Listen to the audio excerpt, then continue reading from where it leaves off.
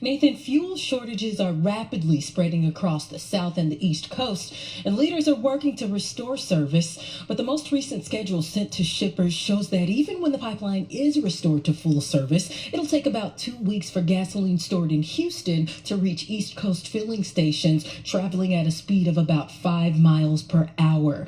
And for diesel and jet fuel, the transit time is even longer, about 19 days, because they are heavier and move more slowly. In New York, I'm Renita Young, Bloomberg Daybreak. Renita, thank you. Later today, the White House holds a bipartisan House member briefing and update on the Colonial Pipeline cyber attack. Energy Secretary Jennifer Granholm is urging Americans to stay calm. Let me emphasize that much as there was no cause for, say, hoarding toilet paper at the beginning of the pandemic, there should be no cause for hoarding gasoline, especially in light of the fact that the pipeline should be substantially operational by the end of this week and over the weekend. Energy Secretary Granholm says she has spoken with governors about fuel shortages. Meantime, on Capitol Hill, Donald Trump's influence over the Republican Party is growing. House Republicans are set to remove Representative Liz Cheney from her leadership post today. Amy Morris has the latest from our Bloomberg 99.1 newsroom in Washington.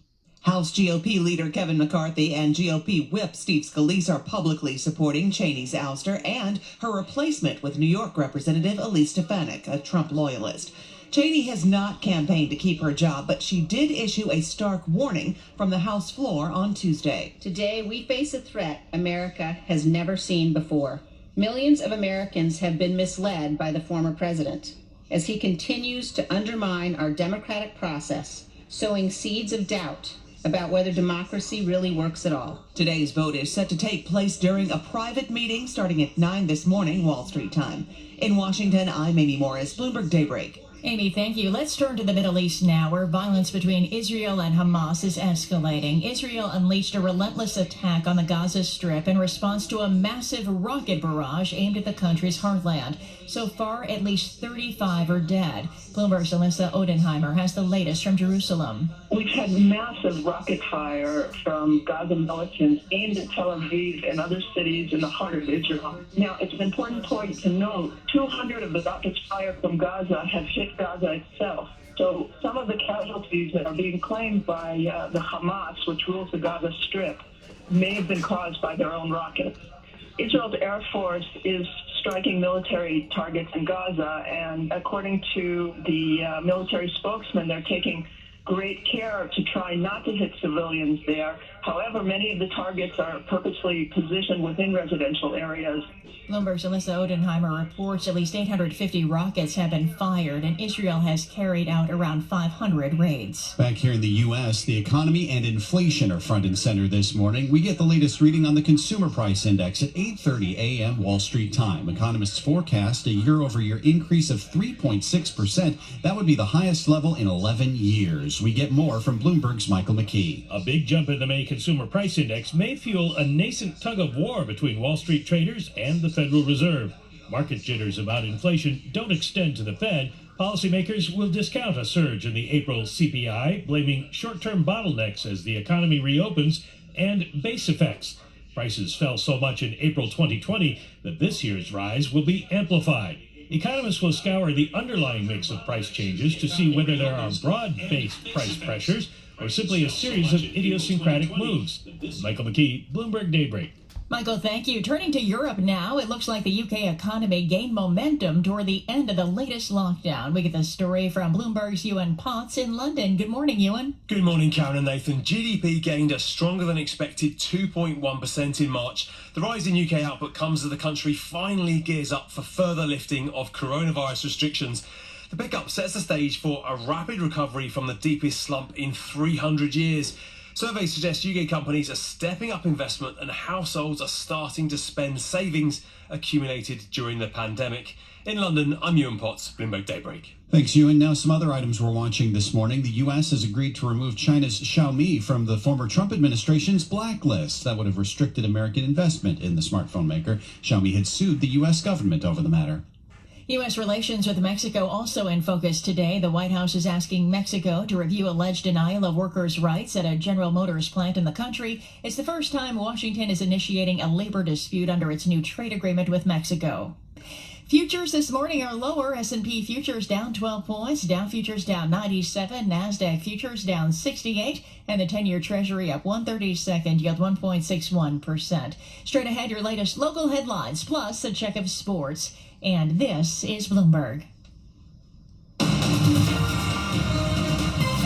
It's 5:07 on Wall Street. Let's bring in Michael Barr for a look at what's going on in New York and around the world. Good morning, Michael. Good morning, Nathan. The National Rifle Association's bankruptcy filing was rejected by a Texas judge.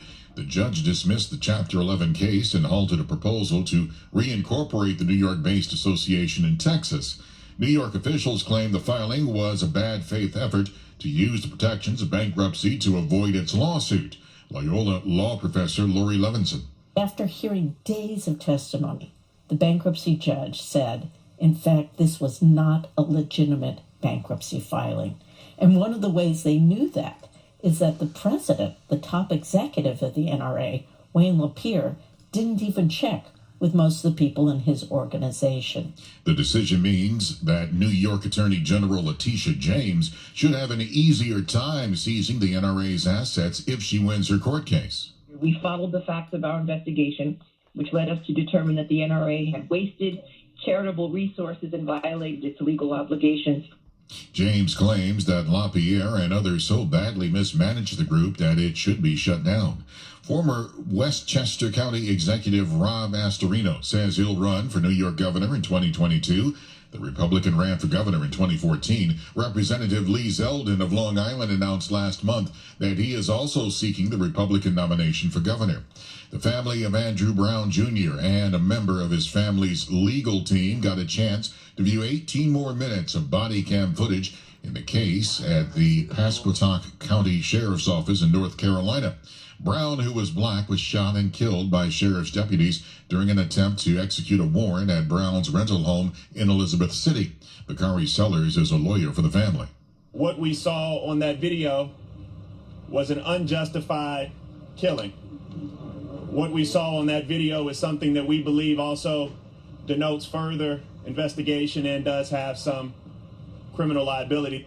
Sellers says this case is pain for black men and women across the country. Some New Jersey lawmakers want to charge out-of-state motorists to help blunt the impact of New York's plan to charge an extra toll for entering Midtown Manhattan. They're proposing legislation that would charge out-of-state motorists a sales tax when they cross into New York from New Jersey. The money would go into a fund to reimburse New Jersey motorists paying the extra toll in New York. Global news 24 hours a day on air and on Bloomberg Quick Take, powered by more than 2,700 journalists and analysts in more than 120 countries. I'm Michael Barr. This is Bloomberg. Nathan. All right, Michael, thanks.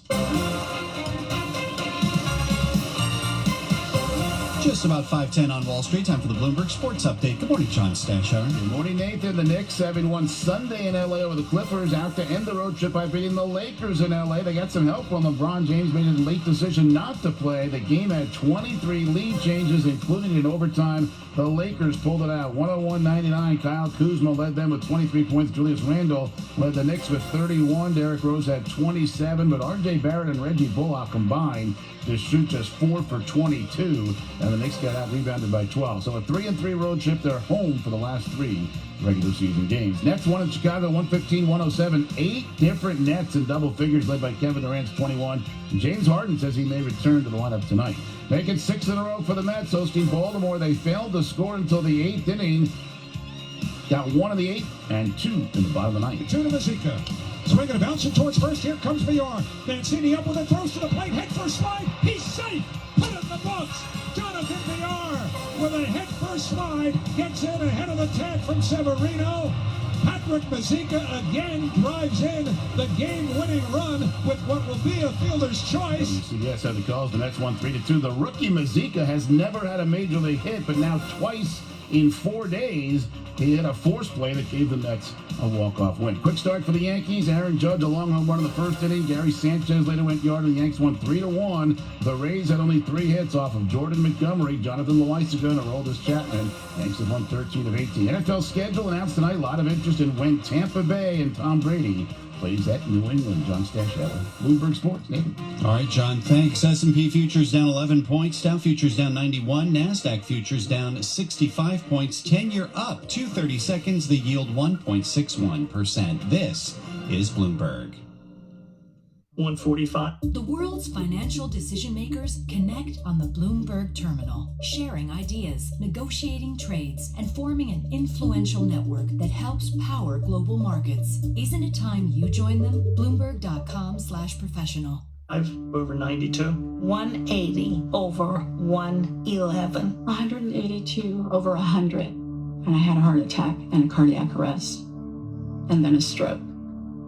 Your blood pressure numbers could change your life.